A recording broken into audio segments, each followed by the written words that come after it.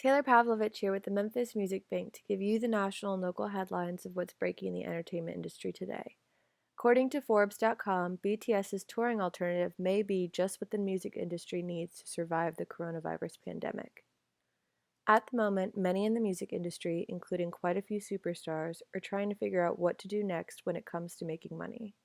With the way the business is currently structured, the vast majority of fans don't buy albums, every stream only pays tiny fractions of a cent, and merchandise doesn't bring in massive paydays, though it certainly helps.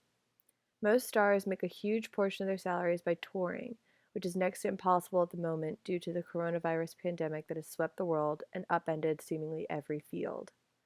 One group has shown that there is still money to be made from performing live, even if nobody is actually in attendance. Now the question that remains to be answered is whether or not others can adapt the model that's worked for one of the most popular figures on the planet, or if it only panned out because of one particularly devoted fan base. Back in April, when the pandemic was still relatively new and most of the world had only been shut down for a few weeks, BTS launched an event called Bang Bang Con, which was an online-only festival of sorts. Fans everywhere were encouraged to tune in and view concert footage from old shows, and the best part of the whole thing was that it was entirely free.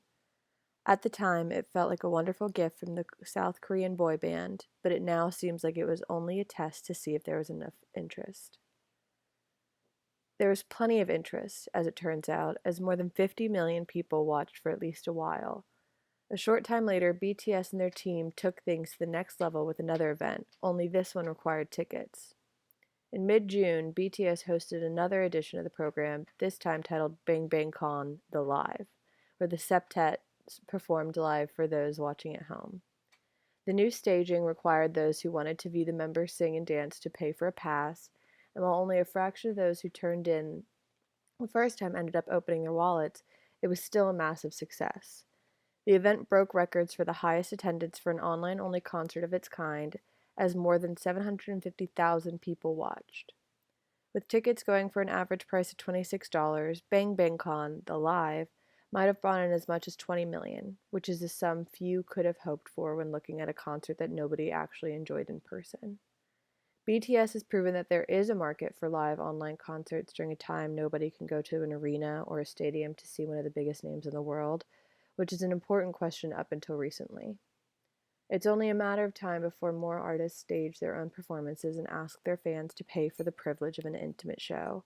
But just because it worked for the South Korean stars, that doesn't necessarily mean others will reap the same rewards.